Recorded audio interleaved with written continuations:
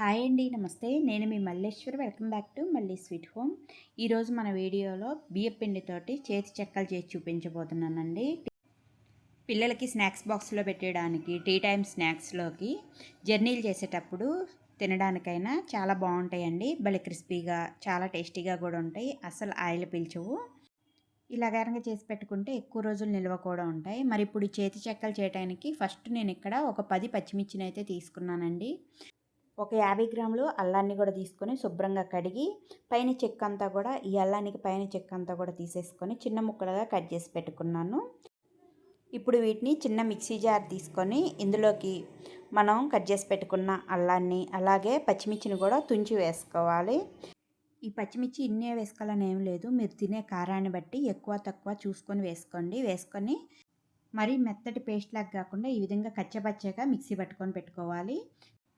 రోట్లోనైనా కచ్చాపచ్చాగా దంచేసి పెట్టుకోండి. ఇప్పుడు మనం పిండి జల్లించుకోవడం కోసం కొద్దిగా వెడల్పుగా ఉన్న ప్లేట్ని తీసుకోండి. పిండి కలుపుకోవడానికి కూడా బాగా వీలుగా ఉండేటట్టు.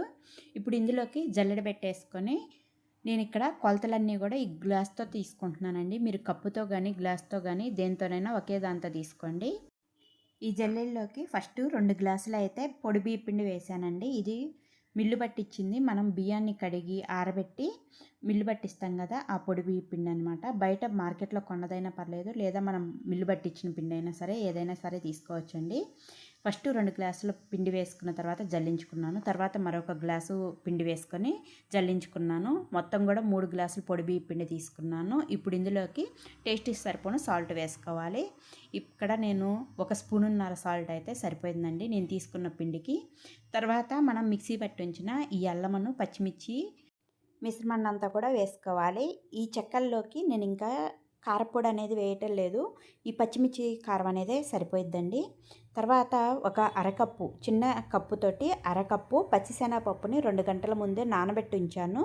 ఈ పప్పునంతా కూడా వాటర్ తీసేసి పప్పునంతా కూడా వేసుకోవాలి బియ్యం పిండిలోకి. మరి పప్పు ఎక్కువ వేసుకున్నా కూడా మనకి చెక్కలు చేతితో చేస్తాం కదా, అప్పుడు సరిగా రావన్నమాట. అందుకనే చిన్న కప్పుతోటి అరకప్పు అయితే వేసాను నేను తీసుకున్న పిండికి. తర్వాత 2 టేబుల్ స్పూన్లు నువ్వులు ఉంటే వేసుకోండి. టేస్ట్ అనేది బాగుండిద్ది, హెల్త్కి కూడా చాలా మంచిదండి. అలాగే 1 స్పూను జీలకర్ర వేసుకోవాలి. ఈ చెక్కలు బాగా గుల్లగా రావడానికి ఇక్కడ నేను వెన్నపూస వేస్తున్నాను. వెన్నపూస బదులు మీరు కావాలంటే ఆయిల్ కానీ బటర్ కానీ డాల్డా కానీ వేసుకోవచ్చండి. ఆయిల్ వేసేటట్టయితే ఆయిల్ బాగా వేడి చేసుకొని ఒక 4 టేబుల్ స్పూన్లు వేసుకోండి. ఆయిల్ వేసి చేసిన వాటికి వెన్నపూస వేసి చేసిన వాటికి చాలా తేడా ఉండిద్దండి టేస్ట్లో. వెన్నపూస వేసినయే టేస్ట్ అనేది బాగుంటాయి.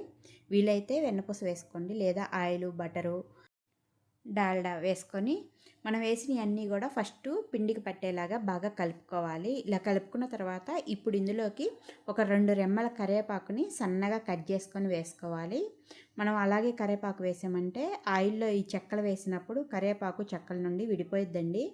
అందుకని ఇలాగా సన్నగా ఎంత వీలైతే అంత సన్నగా కట్ చేసుకొని వేసుకోండి.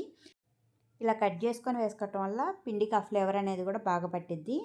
ఈ కరివేపాకు అంతా కూడా పిండిలో కలిసేలాగా కలుపుకున్న తర్వాత ఇప్పుడు ఇందులోకి కొద్దిగా వాటర్ పోసుకోవాలి. మనం ఆల్రెడీ ఇందులోకి వెన్నపూస వేసుకున్నాం కాబట్టి మనకి చెక్కలు అనేది బాగా గుల్లగానే వస్తాయి. అందుకని వేడి నీళ్ళు పోసుకునే పని లేదండి. చల్లటి నీళ్ళనే కొద్దిగా పోసుకుంటూ పిండిని అయితే ఈ విధంగా మనం చెక్కలకి అయితే పిండిని ఎలా కలుపుకుంటామో అలాగైతే పిండిని కలుపుకోవాలి. ఈ పిండిని ఇలా కలుపుకున్న తర్వాత మీకు చిన్న ఉండ అనేది తీసి చూపిస్తున్నాను చూడండి. మనకి చేతికి అంటుకోకుండా ఉండాలి. అలాగే మనం వెన్నపూస వేసుకున్నాం కదా, చేతికి కొద్దిగా ఆయిల్ అయినట్టుంది చూడండి. ఈ విధంగా ఉండాలి. ఇలా ఉంటే మనకి చెక్కలు బాగా క్రిస్పీగా గుల్లగా వస్తాయండి. ఇప్పుడు కలిపుంచిన పిండిని అంతా కూడా ఇలాగా చిన్న ఉండలు లెక్క చేసి పెట్టుకోవాలి. మరి గుండ్రంగా చేసుకోవాల్సిన అవసరం లేదు. జస్ట్ ఇలాగా చిన్న బాల్స్ లెక్క చేసి పెట్టుకోండి. ఇప్పుడు చేతికి కొద్దిగా ఆయిల్ రాసుకొని అరచేతిలో ఈ పిండిని పెట్టేసుకొని వీడియోలో చూపిస్తున్నట్టు ఇలా కొంచెం పొడుగ్గా రుద్దుకోండి. ఇలా పొడుగ్గా రుద్దుకున్న పిండితోటి బ్రోటన్ వేలతోటి లైట్గా ప్రెస్ చేసుకుంటూ వీడియోలో చూపిస్తున్నట్టు చెక్కలు అనేది ఒత్తుకోవాలి. ఎప్పుడు చేసే వాళ్ళైతే డైరెక్ట్గా ఇలాగా ఆయిల్లోనే ఒత్తేసుకొని వేస్తారు. అదే కొత్తగా చేసే వాళ్ళైతే వీడియోలో చూపిస్తున్నట్టు లైట్గా చేత్తోటి ప్రెస్ చేసుకుంటూ ఒక వాయికి ఎన్ని అయితే సరిపోతాయో అన్నీ చేసి పెట్టుకోవాలి ఒకేసారి. మరి లావుగా కాకుండా కాస్త పలుచగా ఒత్తుకుంటే మనకి పిండి లోన వరకు కూడా ఫ్రై అయ్యి క్రిస్పీగా వస్తాయి. ఇలాగే షేప్ అనేది రావాలని ఏం లేదండి, కాస్త కుడియడంగా ఉన్నా కూడా పర్లేదు ఫస్ట్ టైం చేసే వాళ్ళైతే. ఇప్పుడు డీప్ ఫ్రై సరిపోను ఆయిల్ పోసుకొని బాండీలో బాగా వేడి చేసుకోవాలి. ఇలా ఆయిల్ బాగా వేడైన తర్వాత ఈ ఆయిల్లో ఎన్నైతే సరిపోతాయో అన్ని చెక్కలు వేసిన వెంటనే గరిటె పెట్టి కదిలీయకుండా ఒక్క నిమిషం పాటు ఫ్రై అవనివ్వాలి. ఇలా 1 నిమిషం అయిన తర్వాత ఇప్పుడు గరిటెతోటి అన్ని వైపులా తిప్పుకుంటూ మీడియం ఫ్లేమ్లో పెట్టుకొని ఫ్రై చేసుకోవాలి. వీటికి నురగ రావటం ఎప్పుడైతే తగ్గుతాయో అప్పుడు ఇవి ఫ్రై అయిపోయినట్టే. మనం బియ్యం పిండితో చేస్తున్నాం కాబట్టి పెద్దగా కలర్ రావండి.